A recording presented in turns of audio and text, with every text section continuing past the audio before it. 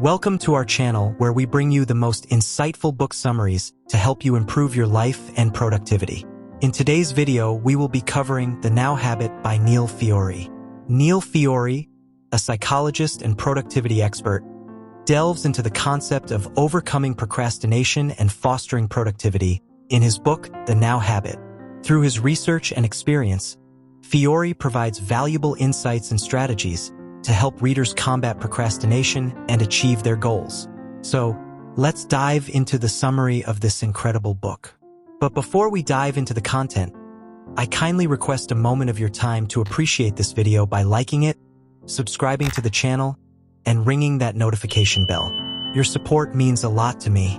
And don't forget to discover the incredible COMFIER full-body massage mat. Enjoy soothing shiatsu massage on your entire body and feel the tension melt away with the neck massager. Get yours today for pure bliss and comfort. Don't miss out on this amazing opportunity. Click the link now in the description to get yours today, and be sure to remember to apply that coupon to enjoy savings of over $20. Thank you so much. The key premise of The Now Habit revolves around understanding the root causes of procrastination and developing a mindset shift to combat it. Fiore emphasizes the importance of reframing our approach to work and productivity by focusing on the present moment rather than being overwhelmed by past failures or future anxieties. Fiore introduces the concept of unschedule as a tool to help readers prioritize their tasks and allocate time for both work and leisure activities. By creating a structured schedule that includes regular breaks and rewards, individuals can boost their productivity and motivation. Furthermore, Fiore emphasizes the significance of taking small steps towards completing tasks rather than aiming for perfection. By adopting a forgiving attitude towards oneself and celebrating small victories, individuals can build momentum and gain confidence in their abilities. In The Now Habit, Neil Fiore offers practical exercises and techniques such as positive affirmations, visualization, and self-talk to help readers overcome procrastination and develop a positive mindset towards work. By implementing these strategies consistently, individuals can break free from the cycle of procrastination and cultivate a healthy relationship with their work. The Now Habit by Neil Fiore is a guide to overcoming procrastination and prioritizing self-care. It introduces the concept of unscheduling and encourages the reader to focus on positive affirmations to increase productivity. The Now Habit investigates a problem many people can relate to today: procrastination. Why do people put off important tasks until the last possible second? And how can they be helped? The Now Habit explains where this phenomenon comes from and which mindset and tools can help us overcome it. The Now Habit is a valuable resource that offers practical strategies for overcoming procrastination and increasing productivity. Here's why this book is worth reading. Packed with concrete techniques and tools, it equips readers with the necessary skills to break free from the cycle of procrastination and achieve their goals. By addressing the underlying causes of procrastination, it provides readers with a deeper understanding of their own behavior and empowers them to make lasting changes. Through insightful anecdotes and relatable examples, the book offers a fresh and engaging perspective on productivity, ensuring that readers won't find it boring. The Now Habit is a strategic program to help you eliminate procrastination from your life, bring fun and motivation back to your work, and enjoy your well-earned spare time without feeling guilty. When I just learned how long the Now Habit has been around, I was shocked. It combines so many now common productivity practices that at first I thought it might have been an aggregation of a lot of them. In fact, it just might be the original source. This book dates back to 1988. A crucial difference in how it tries to remove procrastination from your life is that it focuses on the potential upsides instead of obsessing over avoiding your distracting habits. If you don't focus on what will make your life better, the best you can hope for is that your life won't get worse. So bringing back to your work the fun and drive you had as a kid is essential for this to work. Dr. Neil Fiore has even developed his own program to help people implement the strategies from the book. Here are 3 lessons to show you where procrastination comes from and how to deal with it. Procrastination is trained into us. Try to unschedule your life. Record your distractions to block them. Lesson 1. We're not innately lazy. Procrastination is trained into us as kids. Hasn't anyone ever taught this kid some discipline? is probably in the top 10 sentences uttered by grandparents on a regular basis. Often shaped by wars and economic depression, older people often had no choice but to grow up fast and tighten their belts, habits they tend to keep. Young parents are often worried about not teaching their kids as well as their parents did, so they're likely to listen to grandma and grandpa and bring out the good old reward and punishment. Do your homework or you won't get to watch any TV tonight. But that's exactly the wrong move. Children aren't innately lazy. No one is. Just because kids don't consider the things we call work to be fun doesn't mean they're not motivated to do anything. Everyone has things they do without procrastinating. Kids never procrastinate on playing and they don't judge their work. Isn't it odd that around the time we enter school we first start to dislike things? Procrastination isn't an innate character trait. It's trained into us. A learned behavior, and we learn it in two ways. School teaches us that work isn't supposed to be fun. It's the opposite of playing. You have to solve these math problems now. School teaches us that only the best is good enough. If we're not the best, we need to try harder. If work isn't fun and only being the best at work is worth something, then that's the perfect setup for procrastination. No one can ever possibly fulfill their own expectations and no one wants to get started in the first place. Lesson 2. Try to unschedule your life and build your work around your fun, not the other way around. And that's exactly the typical scenario you're left with if you have to give a presentation to your boss. Creating the slides doesn't sound like fun because people tell you it's not supposed to be. And boy, you better ace it or you might not have to come back tomorrow. So what do? You check Facebook. You open an empty PowerPoint file. Check Facebook again. Try to type a headline. Delete the headline. Then go to YouTube and watch Jamie Oliver make some delicious pasta. Jump to a TED Talk and whoops, time to go home. But what if your schedule didn't show you all this work that's left to do? What if instead, it showed you that your life isn't just work? That there's plenty of fun to be had with some work in between?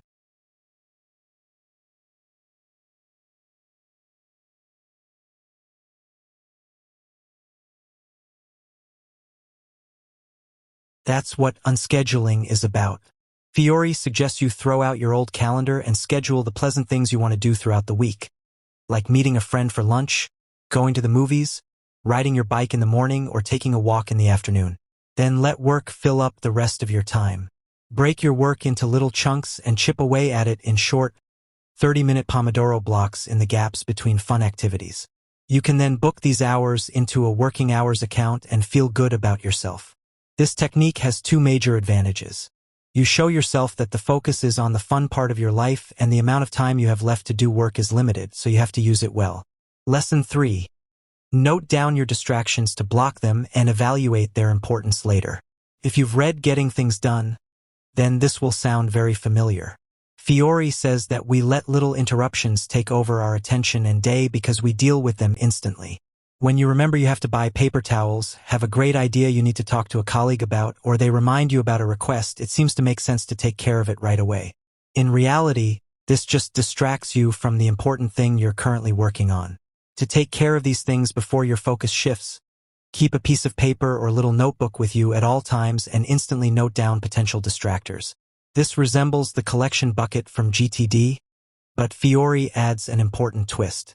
Not only will doing this allow you to stay focused, it also gives you a chance to evaluate these tasks again later. At the end of your day, take a look at that day's list and ask yourself for all items on it. Is this really that important? Do I have to do this at all? You'll often see things aren't nearly as urgent or important and save yourself a lot of time. The now habit doesn't seem like it at first, but I think it's secretly one of the pioneer productivity books. Old is gold, and you can save yourself a lot of rehashed reading by preferring this book over many other, newer productivity books. Those are the individuals who truly deserve to immerse themselves in this extraordinary book. Anyone suffering from procrastination. Anyone who wants to help a chronic procrastinator. Anyone interested in self-management and personal development. The 15-year-old high schooler who still has a chance at preserving her motivation and desire to learn. The 43-year-old project manager who can only accomplish big things by thinking in small parts, and anyone who doesn't keep a proper grocery shopping list. Why do we put off the things that matter most to us, even when we know that doing so makes us unhappy in the long run. According to psychologist and productivity coach Neil Fiore, the problem isn't that we're lazy. It's that procrastination is a symptom of the fear and anxiety we sometimes feel about our work.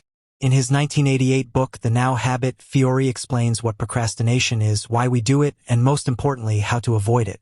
The Now Habit combines psychological insights and time management tips designed to eliminate procrastination by lowering our resistance to work. Fiore promises that if you follow his system, you'll get more done while enjoying a more relaxed and balanced life. In this guide, we'll examine Fiore's theory of procrastination and share his ideas about how to fix it. Along the way, we'll update Fiore advice by drawing on more recent work in the fields of psychology and productivity. In fact, this kind of thinking is based on what mental health experts call cognitive distortions, incorrect and unhelpful ways of interpreting the world that lead to psychological distress. In cognitive behavior therapy, Basics and Beyond, Judith S. Beck lists a number of distortions, such as catastrophizing, all-or-nothing thinking, and exaggeration, that might contribute to procrastination by causing anxiety about work. 3. Because of the pressure you've piled onto the task, you freeze up. Instead of starting on the task, you just keep thinking of all the things that could go wrong. For example, instead of planning for the interview, you just keep telling yourself how difficult and stressful the interview will be and how likely you are to screw it up. In other words, when the self-imposed stress becomes too much, you procrastinate by avoiding the task altogether.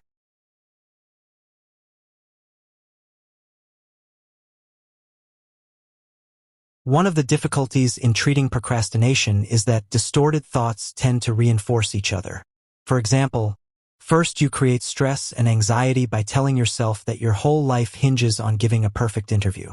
Then, because of emotional reasoning, you believe that the interview itself, rather than your thoughts, caused your stress, which in turn seems to prove that you have no chance of succeeding. On top of that, if you then criticize yourself for procrastinating, the added stress of self-judgment similarly seems to prove that you're lazy, inadequate, and so on. 4. Finally, you wait until some external pressure, like an impending deadline or consequence, forces you to do the task. Because you're rushed, you're likely to do the task in a haphazard way, which means you won't do it as well as you were capable of. For example, your job interview is on the calendar. No matter how much you procrastinate, you'll have to show up whether you're prepared or not. This reliance on external pressure explains why self-imposed deadlines generally don't work to prevent procrastination. If we know that there's no real consequence attached to a deadline, we don't feel the necessary push to get started. Fiore argues that part of the reason procrastination becomes ingrained is that it has several dubious benefits. 1. It gives us some short-term relief from the stress we feel about the task. This relief is only temporary as it leads to more stress and guilt down the line, but that's not always obvious in the moment. As Rhiannon Beaubien and Rosie Leserwis explain in The Great Mental Models Volume 3, we sometimes form harmful habits because of the gap between short-term and long-term feedback from our behaviors. In other words, a behavior like procrastination creates positive feedback in the short term, while its negative feedback happens late enough that it's hard to make the connection between behavior and consequence. 2. It relieves the burden of perfectionism because when we procrastinate, we know we're not doing our best. This means that any flaws in our results seem to reflect on us less than if we tried our hardest. We tell ourselves that any mistakes or imperfections resulted from our lack of time and effort, not our lack of ability. In other words, procrastination is a form of self-sabotage, a phenomenon that can also manifest as more obviously damaging behaviors such as substance abuse and self-harm. 3. On some level, procrastination works. Most of the time, the task does get done in the end. Whether that's because an external pressure forces us to do it, because somebody else completes the task for us, or because we wait so long that the task becomes irrelevant, we learn that procrastination is a flawed but viable strategy. This might be why so many of us claim to work best under pressure. We've so internalized the process that Fiore describes that we don't know a better way to motivate ourselves than by waiting until a task is an emergency. Part 2. How to overcome procrastination. Now that we've seen what procrastination is and where it comes from, we can look at some strategies for changing it. Because procrastination comes from our anxiety about work, and because that anxiety in turn stems from how we think about and approach work, most of Fiore's suggestions involve changing your relationship to work and to play. Specifically, he suggests developing more positive self-talk, changing how you plan your week, changing your approach to work, and learning how to focus while working. Strategy number 1, change how you talk to yourself. One way to change how you think about work in order to avoid procrastination is to change your self-talk. Fiore argues that procrastinators typically talk to themselves in have to and should statements, both of which only build negative feelings that then lead to procrastination. According to Fiore, if you tell yourself you have to do something, you make yourself a powerless victim of circumstance because you feel like other people or external circumstances are coercing you to do whatever it is. This causes undue stress, pressure, and resentment.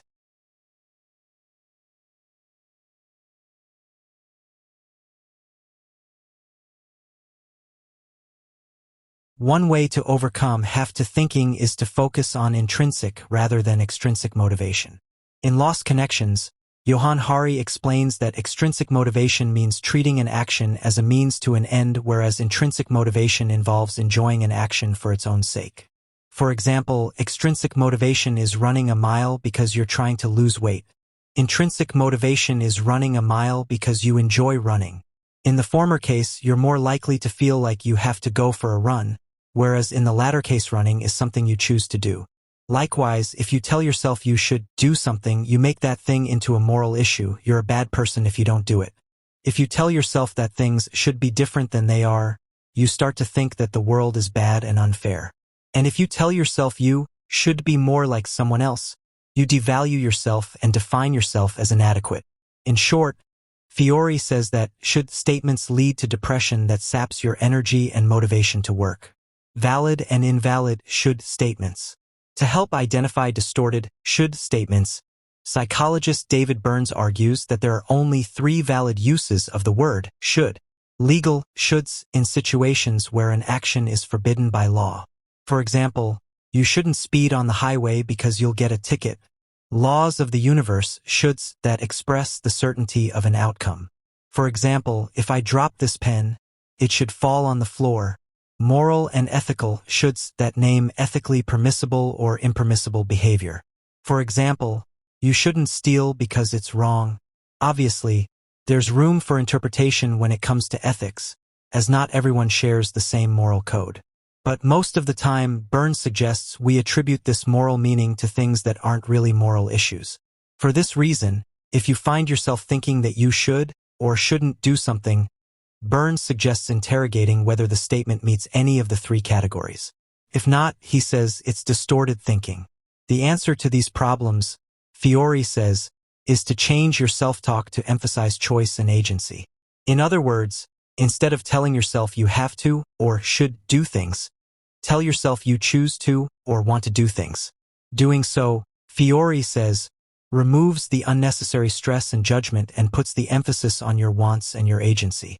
Fiore's suggestion is an example of cognitive reframing, a technique whereby you change your mindset by finding alternative ways of thinking and talking about a situation. The technique is commonly used when treating a wide range of mood disorders, as it typically requires you to look for a more positive or helpful spin on a situation. How to deal with worry. Fiore says that sometimes we procrastinate because we're worried about what can go wrong with a task or project.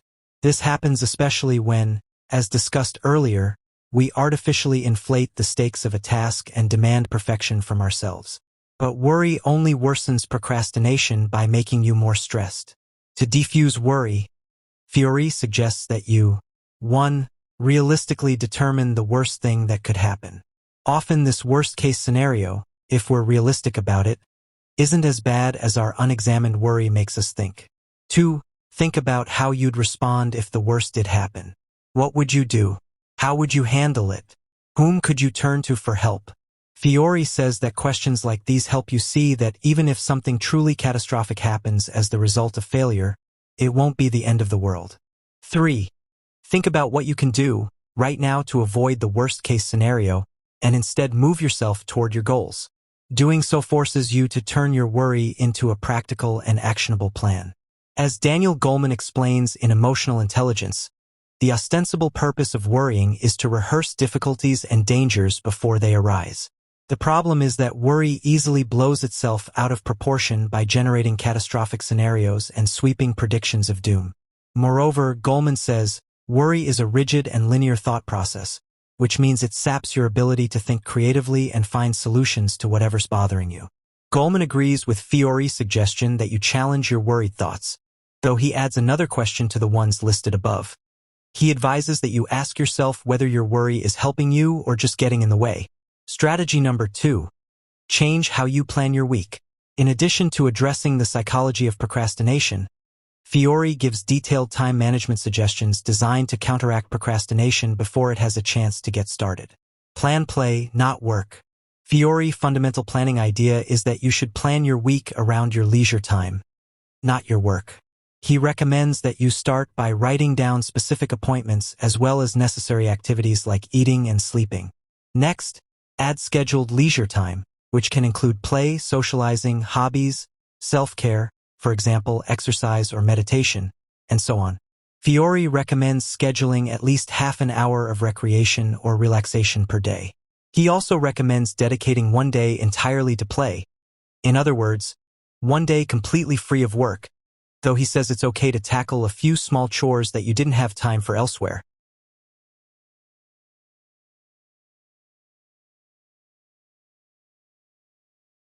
Fiore says that following these guidelines forces you to see how little time you actually have for work in a given week, which in turn motivates you to make the most of what time you do have. He says that this approach also guarantees that you take time to play and that you don't feel guilty for doing so. The idea is to reduce your resistance to work by making it seem less overwhelming. An alternative approach to scheduling. If Fiore's emphasis on fun and recreation doesn't speak to you, you might consider the scheduling recommendations Nir Eyal lays out in his book Indistractable. Like Fiore, Eyal suggests balancing your work and non-work time, but he emphasizes values rather than fun. Here are Eyal's guidelines. 1. Start by scheduling activities that line up with your personal values. For instance, if you value being active, things like workouts and hikes should go into your schedule first along with necessities like eating, sleeping, bathing, and so on. 2. Next, schedule regular, non-negotiable time with family and friends. Eyal explains that it's easy to neglect your loved ones and friends, and that the best way to avoid that is to set aside regular time to spend with them. 3. Finally, when scheduling your work, allot your time to activities that support your goals. For example, if you're seeking a promotion, he suggests communicating with your boss to make sure you spend your time on work that moves both you and your company forward, rather than busy work that doesn't. Note that Fiore and Eyal's approaches differ mostly in their emphases.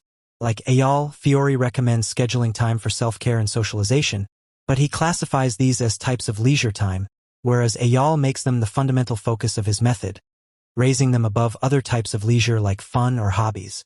That's because Fiore's underlying goal is to get you to prioritize the things you enjoy, whereas Eyal wants you to think about what's most important to you. Both writers want you to place your work in the larger context of a balanced and fulfilling life. They just have different ways of getting there. Don't schedule your work. Track it. You probably noticed that Fiore's scheduling guidelines mention necessities, appointments, and play, but say nothing about work. That's because Fiore advises against scheduling work in advance. Instead, he recommends that throughout the week you record work as you do it, and only if you follow these rules. 1. Only record blocks of work after you've done at least half an hour of uninterrupted quality work on a project. This rule has 2 goals. 1. To break your work into manageable chunks so you don't get overwhelmed, and 2. To encourage you to stick with the project even when it's challenging. 2. Take a break after each block of work. Either rest or move to a more enjoyable task. The idea is to reward yourself for starting and sticking with something hard and to recharge your motivation and creativity. 3. Total up your hours of quality work each day and for the whole week, and celebrate your accomplishments. Fiore says that simply keeping this record is rewarding and that you'll feel motivated to do more work as you watch your tally of hours accumulate. Potential downsides to not planning your work. You might spend longer on a task than you meant to, and you might have a hard time balancing competing responsibilities. To avoid these problems, Nir Eyal also suggests organizing your work into blocks called time boxes, but unlike Fiore, he recommends entering your time boxes into your calendar in advance. Doing so allows you to strategize your time and balance your work. In fact, Ayal recommends timeboxing all of your activities, not just work, arguing that explicitly scheduling all of your time is the only way to accurately judge whether you're actually sticking to your plan or getting distracted. Strategy number 3. Change how you approach projects and goals. Fiore says that his scheduling guidelines will change how you think about work's relationship to the rest of your life. But even if you feel less resentful about having to do work, you might still find yourself procrastinating. Sometimes the problem might be how you think about the work itself, especially when tackling a large or complex project. Therefore, Fiore gives several suggestions for how to approach large projects while avoiding procrastination-spawning emotions like fear and anxiety. Avoid overwhelm by breaking down projects. Sometimes we procrastinate because we're overwhelmed by the enormity or complexity of the task in front of us. We're not sure what to do, and we doubt our ability to complete the work. Other times, we underestimate how much work will be needed or how long it'll take. To help avoid these problems, Fiore recommends breaking down large projects into smaller steps. For example, say you want to buy Christmas presents for your friends and family. If you just add buy Christmas presents to your to-do list, you might find yourself avoiding the task. It sounds like a lot of work, and you're not immediately sure what needs to be done. Plus, it's only October, so you have plenty of time. This is a recipe for procrastination. The task itself is complex but ill-defined, which encourages you to put it off until you start panicking about the deadline and beating yourself up for not starting sooner. Neither of which will help your shopping or your holiday spirit. Productivity expert David Allen develops this idea further by distinguishing between tasks and projects. In Getting Things Done, Allen defines a project as anything that requires more than one step to complete and argues that you can't actually work on a project, only its component tasks. In other words, if you aren't careful to distinguish between projects and tasks, you might end up procrastinating simply because you're erroneously trying to do a project, like buy Christmas presents, rather than a task. Fiore says you can avoid these problems by breaking down buy Christmas presents into its component tasks. These tasks might include making a list of everyone you want to give presents to, brainstorming present ideas for each recipient, and so on. Next, Fiore recommends that you set deadlines for each step in the process. For example, if you're mailing presents, you'll need to know the last date to ship with guaranteed delivery by Christmas.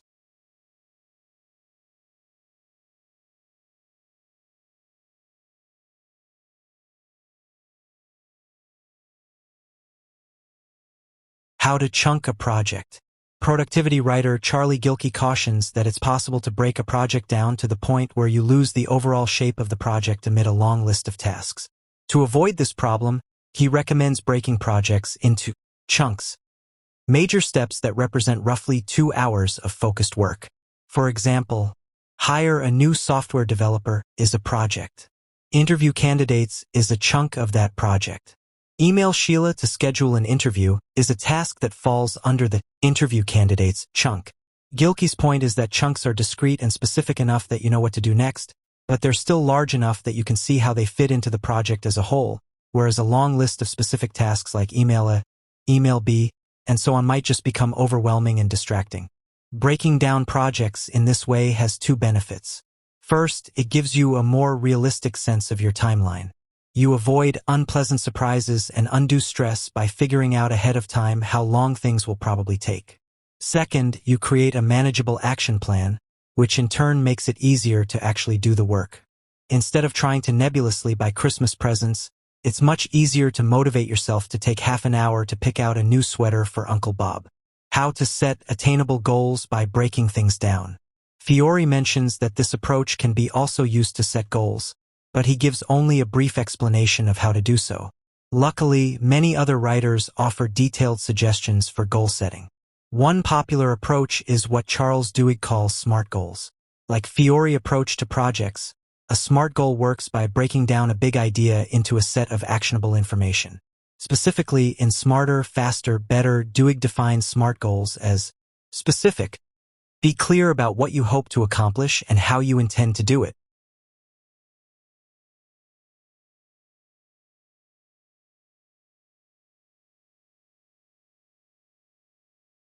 Measurable. Determine how you'll know when and to what extent the goal is complete. Achievable and realistic. Make sure it's actually possible to complete the goal given your knowledge, ability, and resources. Timely. Set a specific deadline or time frame for your goal so that you can plan accordingly. Avoid perfectionism by emphasizing starting rather than finishing. Even once you have a detailed plan for tackling a major project, you might still find yourself procrastinating instead of doing the work. Fiore says this is another place where perfectionism gets in our way. He explains that we often focus too much on the end product, and because we want the finished product to be perfect, we never take the first steps of actually starting. To counteract these tendencies, Fiore recommends you think of a project as a series of small starts. This advice works well with the previous suggestion to break down projects into their component tasks. Instead of worrying about how you'll finish all of your Christmas shopping, you can consult your list of small tasks and decide which one to start in your next 30-minute work session. There's value in getting started, especially when you don't feel like doing so or when you feel like you don't know how to do something. As Mark Manson points out in The Subtle Art of Not Giving a F***ck, we often wait to be inspired to work on something when in reality, action leads to feeling inspired. Focusing on starting is also a psychological shift. It doesn't literally mean that you always start something new and never come back to a partially completed task. The idea is that emphasizing starting instead of finishing removes the pressure to be perfect or to get things right the first time. Fiore warns that sometimes we think we're working on a project when in fact we've fallen into a trap of never-ending research, preparation, and planning. Past a certain point, he says, activities like these are just another form of procrastination. Starting sometimes means deliberately doing an imperfect job. For example, in Bird by Bird, writer and Lamott suggests beginning every writing project with a ***tie first draft. Just getting words down on the page without worrying about phrasing, typos, or even whether your ideas make any sense. The idea is to break through perfectionism with the knowledge that once you've made a first effort, you'll have something you can later refine into a more polished product. Strategy number 4. Learn to focus while working. As we saw with the previous work tracking guidelines, Fiore points to the importance of staying focused while working. For him, being focused means getting into a flow state and avoiding distractions. Getting into a flow state. Fiore argues that you can avoid procrastination and work more efficiently if you get into a flow state. A state of enhanced calm, concentration, creativity, and ease. Fiore suggests that you can enter a flow state by performing focusing and relaxation exercises before starting a work session. Fiore gives detailed instructions for the exercises, which combine deep breathing, mindfulness techniques, and positive affirmations. It might not always be possible to create flow on demand. For example, in Flow, Mihai Csikszentmihalyi, the psychologist who introduced the concept of flow states, argues that in some cases, you might need to change jobs in order to find work that triggers flow for you. Dealing with distractions. To help you concentrate and get into a flow state, Fiore recommends having a plan to deal with distractions as they arise. He argues that most distractions can be handled the same way. Write down the distracting thought or impulse and get back to work. That way, you don't procrastinate on one task by doing another, but you also don't forget to do genuinely important things later. He says the one exception to this technique is strong emotions, which might require you to take a few minutes to sort through your feelings before returning to work. An alternative approach. Avoiding distractions. It might not be as easy to simply dismiss distractions as Fiore suggests. In A Mind for Numbers, Barbara Oakley defines procrastination as a habit. When we encounter certain cues, we perform a behavioral routine, for example, browsing social media, which gives us a reward, such as relief from work-related anxiety, that reinforces the routine. Oakley agrees with Fiore that one of the cues in this behavioral cycle is our anticipation that work will be painful, but she adds that distractions themselves are also a powerful cue for procrastination. That's because over time, the habit of anxiety continuously rewards us for following rather than ignoring distractions, and that's a hard association to break. That's why Oakley recommends avoiding distractions altogether when you can. For example, if you tend to get distracted by your smartphone, Oakley says that you can deliberately work in places where you don't get cell reception or Wi-Fi. Anticipating procrastination. Finally, Fiore recommends tackling resistance in advance by mentally rehearsing before you get to work.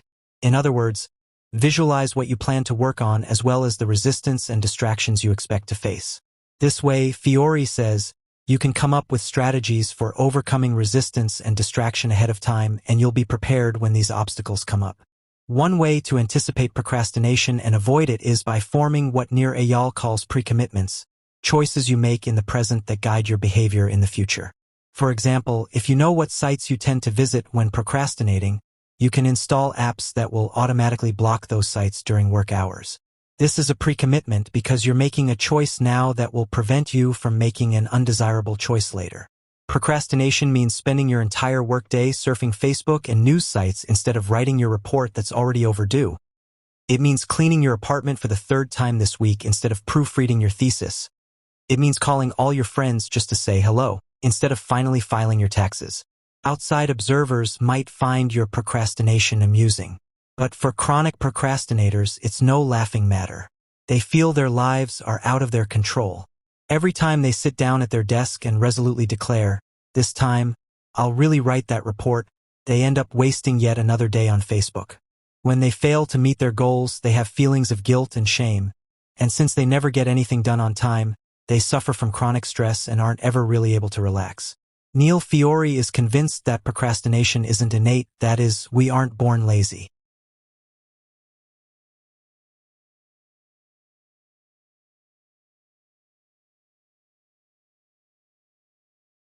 All we have to do is look to children to see that this is true. They never procrastinate. In fact, we learn and adopt this unhealthy habit. It's taught in our schools, by our parents, and at the workplace. Thankfully, since procrastination is something that's learned, it's also something we can unlearn. All we need is a shift of mindset and a few simple tools. These insights will show you how to best understand procrastination, how to get two horses to work together as a team, why setting lofty goals can actually wreck your motivation, how the underlying mindset that causes procrastination can be changed, and which simple tools you can use to overcome it. Let's start by looking at the source of procrastination. Why do we do it? 1. Procrastination is a strategy to avoid fear of failure. Procrastination is a problem most of us are familiar with. In spite of its prevalence, procrastination is typically tied to very specific situations. Usually, we procrastinate on work, that is, when there is a certain task we're required to perform, like writing a report, organizing a seminar, or making a presentation in front of a team. These tasks are all significant and not part of your routine. You don't procrastinate going to the bathroom or answering a colleague who wants to take you to lunch, but you might put off starting an important presentation. In fact, the types of tasks we procrastinate on usually have 3 important characteristics.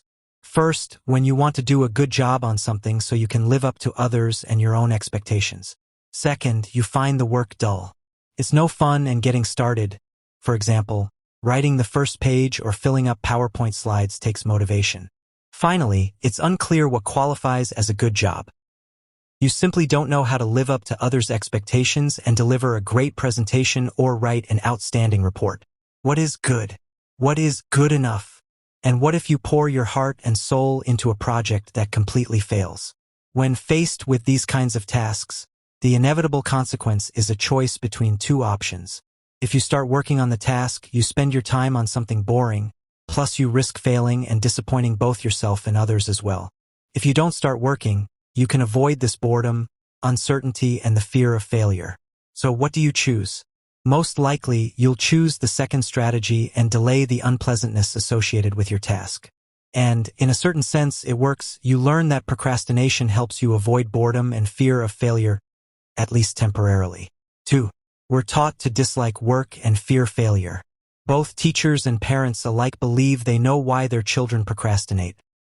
Obviously, it's because of their innate laziness. And a child needs discipline, reward, and punishment to overcome this laziness. 3. Our self-esteem is linked to work, and procrastination helps protect it. Each and every human being wants to be valued and held in high regard by others. If we can avoid it, we usually don't surround ourselves with people who constantly make fun of us or put us down. In fact, we employ many strategies to combat any threats to this desire to protect our own self-esteem. 4. Adopt the anti-procrastination mantra. You only learn when you fail. One of the key ingredients of procrastination is perfectionism. No matter what we do, we always tell ourselves that the results must be the absolute best they can be. Mistakes are to be avoided at all costs, and failure is both unacceptable and a threat to our self-worth. In the face of this overwhelming pressure to perform well, we lock up, meaning we do nothing, instead of starting our work and facing this challenge. We procrastinate by browsing the internet, sorting our stamp collection, or leaving to run some urgent errand. 5. To become a producer, change your self-talk from, I must, or I should, to, when can I start? The typical procrastinator experiences a specific inner monologue, which is dominated by an inner conflict. Usually, this self-talk uses phrases such as I must, I have to, or I should, which all implicitly mean I don't want to. This permanent conflict is like two horses pulling in opposite directions. One horse pulls you towards the task that should or has to be done. The other away from it because you don't want to. 6. To be productive, integrate relaxation and play in your everyday life. Procrastination is a vicious cycle. Once you start delaying your work, the guilty feeling of having to catch up on everything later accumulates into a larger and larger pile of guilt. Thus, procrastination leads to a life where you constantly feel like you have more work to do than you will ever manage to get done. 7. If you want to make a task less threatening, break it down into small, manageable units. Usually the hardest part about work is getting started. Chronic procrastinators understand this. Once they get started, they might actually have to write part of that report, so instead they spend hours opening the document, closing it, checking their Facebook page, or cleaning the kitchen just to open the document again half an hour later, and then they repeat the cycle. For stress-free productivity, try unscheduling. One simple technique to make your work week both more pleasant and more productive is to employ the unscheduled technique for time management. The primary objective of this technique is to get as many short, around 30-minute periods of uninterrupted, focused work into your day, instead of spending 10 hours working, half-focused and riddled with procrastination and distractions. 9. To fight off distractions, always have a piece of paper or a notebook within reach. There seems to be an infinite number of ways of getting distracted on the job. Maybe you have a sudden stroke of genius and feel the intense urge to research or share it with a colleague. Or maybe you remember an urgent task and you're afraid you'll forget if you don't take care of it right away. Or maybe your favorite coworker swings by to say hello or reminds you of a report you promised to send her by the end of the week. As we wrap up our summary of The Now Habit by Neil Fiore, we encourage you to explore the book further and discover how you can apply its principles to your own life. Remember, by understanding the root causes of procrastination and adopting a proactive mindset, you can unlock your true potential and achieve your goals.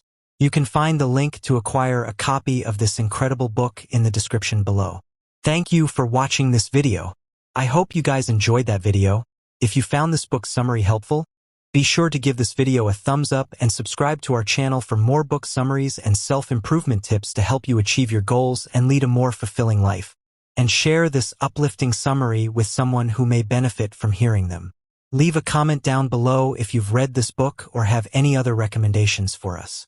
And also don't forget to explore our curated playlists of book summaries covering various topics. Stay tuned for our next video where we will be discussing another impactful book. Until next time, stay motivated and keep striving for your best self. Goodbye.